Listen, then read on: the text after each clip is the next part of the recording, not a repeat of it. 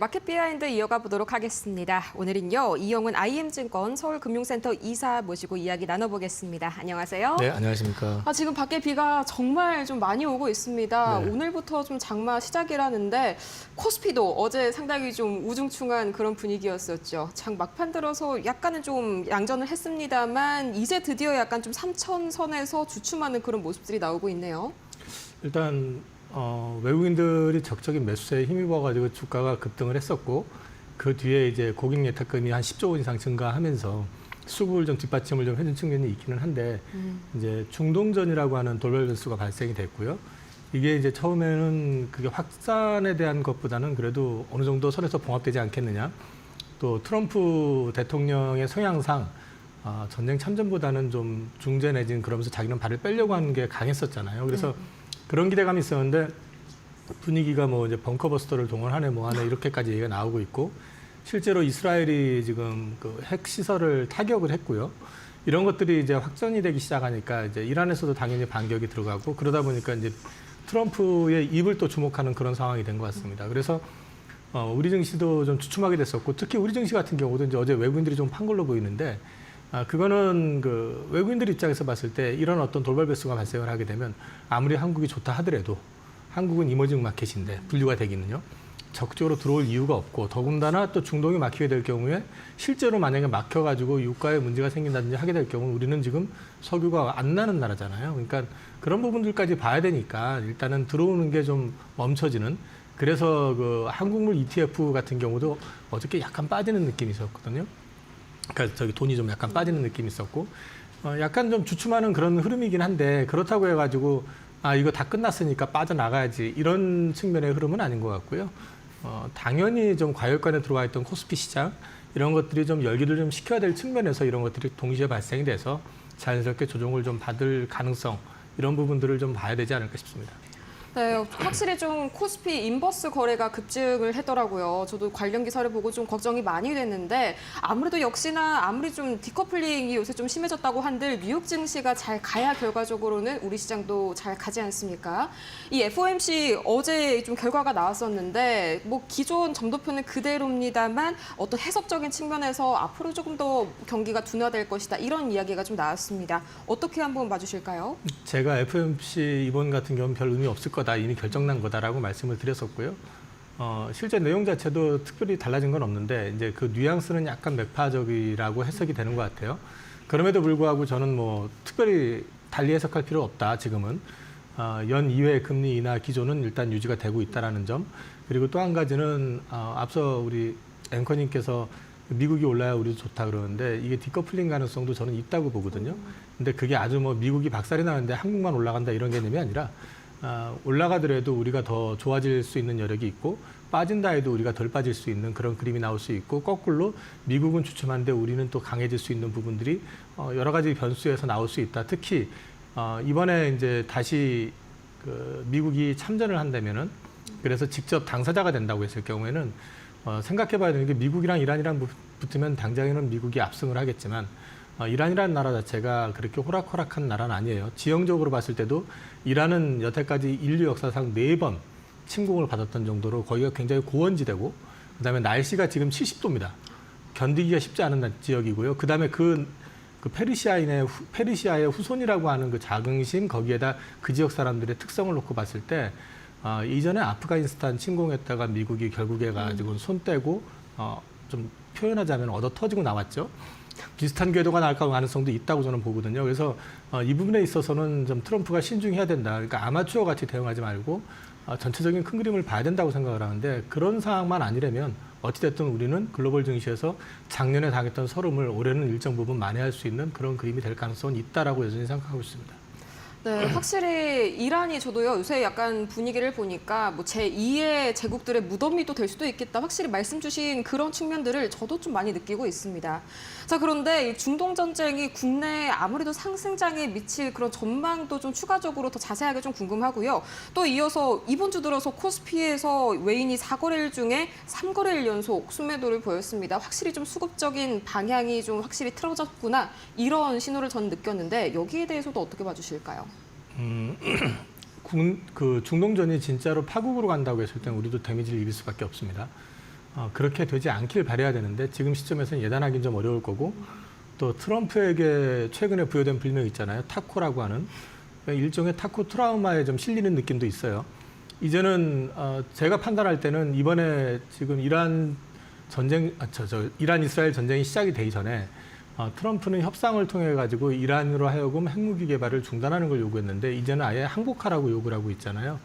근데 이게 보면은 그 즉흥적이라는 느낌이 드는 게 이게 협상을 하는 데 있어 가지고 협상에 어떤 여지를 둬야 되는데 무조건 항복해라 이렇게 해놓고 나서 시간 여유 준다 이래 놓고 지금 막상 전쟁이 되니까 또 2주간의 시간을 주겠다 뭐 이렇게 얘기를 하고 있잖아요. 근데 여기서 발을 빼자니 또 타코 소리 들을 것 같고 발을 들이밀자니 여기서 이제 얻게 되는 데미지, 받게 될 데미지가 이제 당장의 비용도 엄청나게 들어갈 거지만 거기서 발을 쉽게 못 빼게 된다는 거고 걸프연한 국가들의 반응도 또 봐야 될 문제가 있고요. 그런 걸 생각해 본다 그러면은 지금 어떻게 될 거다라고 예단하기는 좀 어렵습니다. 그런데 결국 가가지고 만약에 극단적인 상황이 가게 된다 그러면은 이란이 그대로 당하는 거를 러시아가 가만 보고 있을까에 대한 문제도 생각해 봐야 될 거고 여러 가지 변수가 있기 때문에 저는 여기서 섣불리 예단할 필요는 없다. 그리고 외국인이 최근 한 3일 연속으로 파는 거 이 부분에 있어서가는 저는 자연스러운 조정 흐름이라고 봅니다. 일단 그 파는 내용 자체보다는 파는 것들 자체의 어떤 분량을 보면은 분량이 이렇게 크진 않았어요.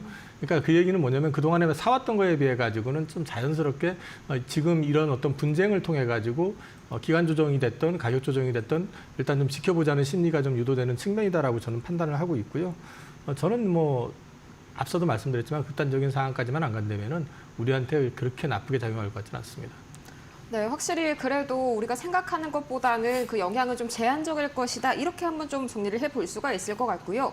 뭐 대외적인 이슈도 상당히 작용을 많이 합니다만 사실 코스피를 끌어올리고 있는 건 대내적인 이슈가 굉장히 최근 들어서 컸었죠. 어제 이제 이재명 정부가 올해 들어서는 뭐 두 번째고 이 정부 들어서는 첫 번째 이 추경 편성에 들어갔었습니다. 좀 주요 내용들 한번 살펴볼까요? 내용을 보면 일단 소비여력 그 보강하는 데 한 11조, 뭐 지역 화폐가 됐든 뭐 쿠폰이 됐든 소비 쿠폰 같은 거라든지 이거는 지금 내수 경기가 워낙에 죽어 있다 보니까 내수를 좀 활성화시키겠다라는 측면에서 일단 이제 반영을 좀 하는 것 같고요. 그 다음에 이제 뭐 건설 경기 활성화라고 해가지고 2.7조 이거 가지고 건설 경기가 활성화된다기보다는 지역 건설 업계들이 워낙에 지금 좋지 않다 보니까 그쪽들한테 일종의 마중물 역할을 좀 해주겠다라는 거. 그 다음에 민생 안정해가지고 또 이제 그 소위 말해서 그 장기 5년인가 7년인가 이상 이제 5천만 원 이상 이하의 어떤 채무는 다 탕감해주는 뭐 이런 얘기들도 있었던 것 같고.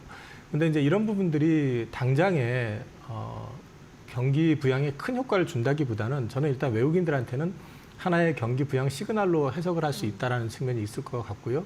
두 번째는 마중물 역할을 한다라는 거죠.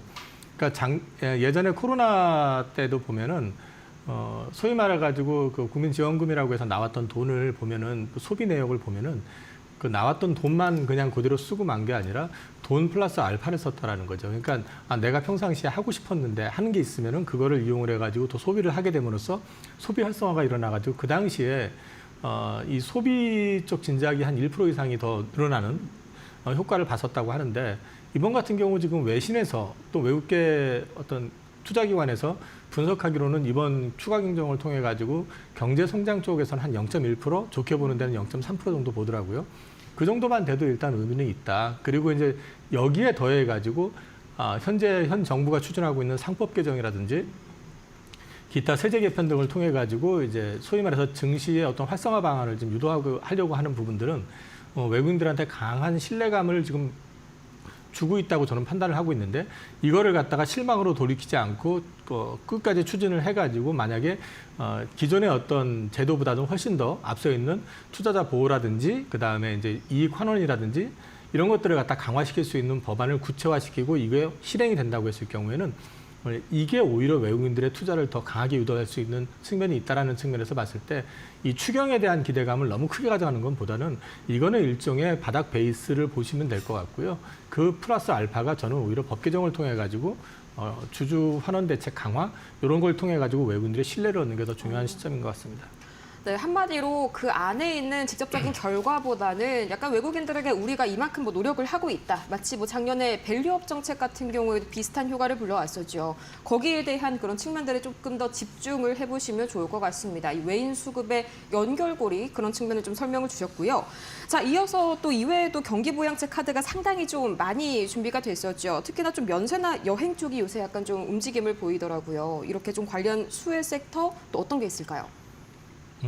저는 이게 수혜 섹터라고 하기에는 좀 그런데요. 일단 뭐 백화점이라든지 면세점 또는 뭐 최근에 올라갔던 거 뭐 여행 섹터 이런 게 그 경기 부양 때문에 올라간다기보다는 저는 이제 그 우리 내수를 살리기 위해서 우리도 결국은 이제 중국인들에 대해서 무비자 이제 입국 여행 허가라든지 이런 것들을 이제 놓고 있으니까 이게 좀 도움을 받지 않겠느냐 이런 기대감 때문에 좀 움직이는 측면이 있고 그다음에 최근에 이제 AI 소버린 AI 얘기를 하다 보니까 그거하고 관련돼 있는 거라든지 또는 뭐 오히려 지금 요즘 한참 얘기가 되고 있는 스테이블 코인 관련돼 가지고 관련된 주식들 움직이는 것들 이런 것들이 오히려 이제 정책에 대한 기대감으로 지금 반영이 좀 되고 있는 측면이 있어 보이고요.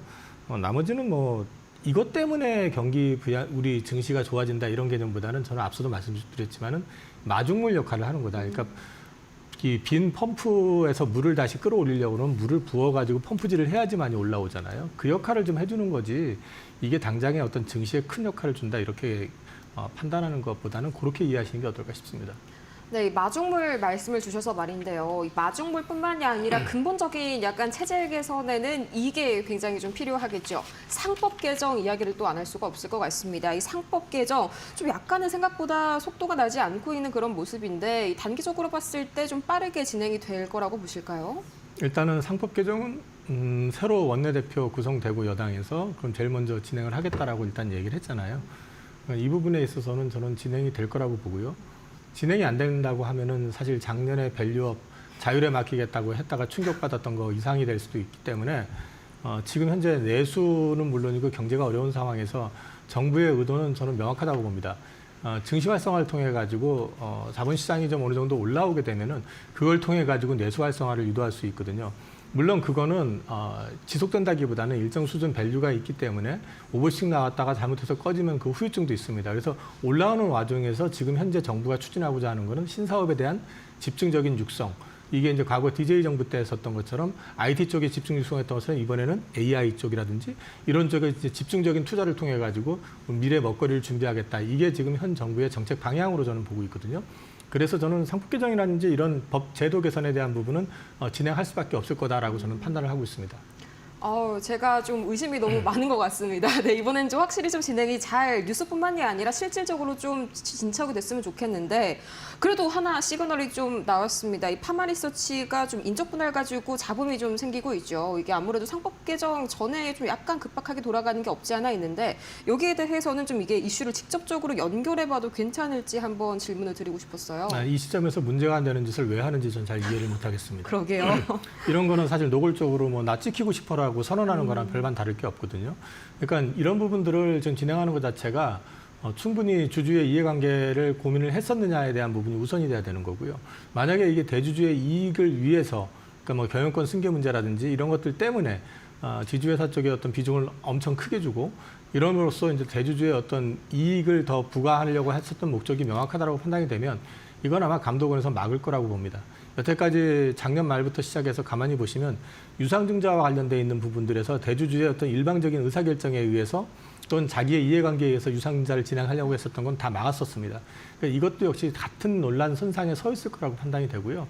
그다음에 저는 이런 이제 회사들의 어떤 분할에 있어가지고 생각해 보셔야 되는 게 규모가 어느 정도 되는 그룹이 지주회사 체제로 가기 위해서 그런다라는 건 좀 이해가 되겠지만은 이제는 뭐 상장되어 있는 기업들이 다 지배구조 개편 이런 얘기하면서 이렇게 분할해가지고 결국 지주회사 체제 만든다라는 것 자체가 사업 분야가 몇 개나 되는지 모르겠지만은 그것도 무슨 의미인지 잘 이해를 못 하겠어요, 저는요. 그래서 개인적으로는 이 부분은 아마 감독원에서 판단을 해줄 거라고 봅니다.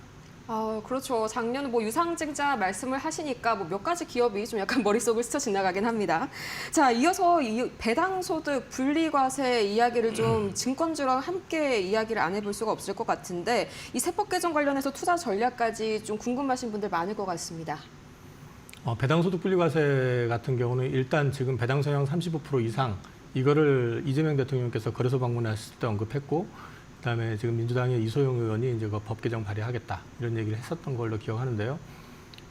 배당 성향 35% 이상 기업을 우리나라에서 찾아보면 몇 개 안 됩니다, 사실. 그런데 이제 이거는 소위 말해서 배당을 좀 활성화를 좀 유도하고, 그다음에 이제 분리과세를 해줌으로 인해 가지고 대주주가 배당을 늘릴 유인을 좀 만들어 주겠다라는 취지로 이제 이해를 하면 될 것 같고요. 그러면 이런 쪽에서는 배당 성향이 높은 회사들 이런 쪽에 대한 것들은 관심을 가져보실 만하죠. 만약에 분리과세 요건에 해당이 되고, 그다음에 지금 현재 배당 이익률이 꽤 높게 나온다고 할 경우에는 오히려 그런 쪽의 주식들은 프리미엄을 좀 받을 수도 있을 거고, 그다음에 증권주 같은 경우는 이 배당소득 분리과세 그 효과보다는 여기도 물론 고배당 수혜주에 들어갑니다. 거래 시간을 자꾸 늘리고 있잖아요. 그게 우리의 삶의 질에는 어떤 도움이 되는지는 잘 모르겠지만 아마 세금은 많이 거둘 수 있겠죠. 저는 그렇게 판단이 되는데 글로벌 트렌드를 맞춰간다고 하지만은 또 한편으로 생각을 해보면은 사람들의 삶의 질을 전부 돈하고 연결을 시켜가지고 삶 자체를 모든 걸 돈하고 엮으려고 하는 거 아닌가 하는 좀 우려도 좀 되긴 하지만, 어쨌든 시간이 많이 늘어나게 될 경우에는 결국은 거기에 따라서 수수료를 많이 확보할 수 있는 거는 증권회사다. 그래서 거래 시간이 지금 많아지는 것 자체가 증권회사에는 플러스가 되고 있고, 최근에 유동성이 증시로 많이 들어오고 있잖아요. 그거 역시도 거래가 활성화에는 도움이 되고 있는 거고, 그다음에 이런 법 개정을 통해 가지고 소위 말해 가지고 이제 장기 투자를 유도하기 위해서 그 외부의 은행이라든지 다른 쪽에 있었던 자금을 유치해 가지고 들어온다는 것 자체도 증권 시장에는 나쁘지 않을 것 같다. 그런 맥락에서 봤을 때는 이 배당소득 분리과세는 증권업계에 플러스 효과를 줄 수 있다고 보고 있고요. 이 가운데서는 전 증권회사 쪽에서 굳이 보신다고 그러면은 작은 회사보다는 큰 회사 쪽이 아무래도 수혜를 좀 크게 받을 것 같다. 그렇게 말씀드릴 수 있을 것 같습니다. 네, 확실히 좀 관련된 이슈들도 좀 함께 체크를 해보시면 좋을 것 같은데, 또 여기 이어서 저희 이제 하는 총재가 이틀 전에 굉장히 또 중요한 발언을 했었습니다. 이 원화 스테이블 코인을 좀 본격적으로 도입을 해야 한다 취지의 발언이 나왔었는데, 여기에 또 지니어스 법안이 공교롭게도 딱 시기가 겹쳤습니다. 관련해가지고 추가적인 폭등 판단 좀 어떻게 봐주실까요? 좀 조심스럽습니다. 저는 이제 왜 말씀을 드리냐면 이 스테이블 코인과 관련되어 있는 주식들이 큰 주식보다는 좀 작은 주식들이 많아요. 아, 그렇죠. 그래서 이제 밸류에 대한 부분, 또 됐을 때 얼마만큼 효과가 있을지, 또는 이제 큰 기업들이 참여를 한다고 했었을 때 과연 경쟁이 있을지, 이런 것들 같이 고민을 좀 해봐야 될 부분이 있을 것 같아서 그런 쪽으로 말씀드리긴 좀 조심스럽고요. 최근에 그 갑자기 지금 급등했던 게 이제 소버린 AI 이슈하고 맞물려 가지고 스테이블 코인 이슈까지 같이 맞물린 것 같은데, 카카오하고 네이버가 좀 움직임이 좀 강했었습니다. 저는 오히려 이런 회사들이 만약에 이쪽으로 들어간다고 가정을 했을 때 지금의 주가가 싸냐 비싸냐에 대한 고민을 좀 해보실 필요가 있다. 이거 외에도 뭐 LG CNS인가요? 거기에다 삼성 SDS 뭐 이런 회사들 이제 관련주로 조금씩 분류가 되는 것 같은데요. 이런 회사들의 전체적인 어떤 그림을 한번 그려보시라. 그 정도로만 말씀을 드려야 될 것 같습니다. 너무 작은 회사들은 사실 기업 가치라든지 실제로 사업 수행했을 때 어떤 성과 여부가 불분명하기 때문에 지금 시점에서 말씀드리긴 좀 조심스럽습니다. 네, 이 소버린 AI 이 단어에 제가 약간은 지금 좀 꽂혔는데, 이 네이버와 좀 카카오 이야기를 좀 해주셨습니다. 특히나 두 약간 굉장히 오래된 불효 자식들이라고 하죠. 작년에도 살짝은 비슷한 흐름이 나왔는데요. 작년에도 계속해서 좀 속을 썩이다가 하반기 들어서 단짝 효자 노릇을 했었습니다. 다시 한번 요새 그런 흐름이 좀 나와주고 있지 않을까 하는데, 이번에는 좀 장기적으로 효자가 될 수 있을까요? 일단 이번에 급등했던 부분은요, 어떻게 이해를 하셔야 되냐면은 지금 시장이 수익률에 목이 말라 있다 보니까 유동성이 좀 넘치고 주가가 사실은 이제 조방원전 쪽으로 해서 급하게 많이 올라왔고 하이닉스도 많이 올라오고 하다 보니까 주식들이 이제 안 오른 걸 찾는 와중에서 그 JP모건에서 아마 네이버 목표 주가 27만 원인가 내면서 그 리포트 때문에 주가가 급등을 했는데요. 그 리포트 제가 읽어봤고요. 그 리포트 그 내용은 카피 뜬 것처럼 우리나라 증권회사에서 그 국내 증권사가 낸 리포트하고 다를 바 없는 내용이었었고요. 그거 연초부터 나왔던 그 논리 그대로 적용이 됐는데 타이밍이 좋았던 거죠. 지금 목말라 있는 상태에서 뭐가 없을까 하고 있는데 네이버에 관여됐었던 분이 그 AI 쪽으로 해서 국내 수장으로 가시고 또 덧붙여 가지고 소버린 AI 나오고 있는데 그 리포트가 나와서 일단 불을 뿜은 거고요.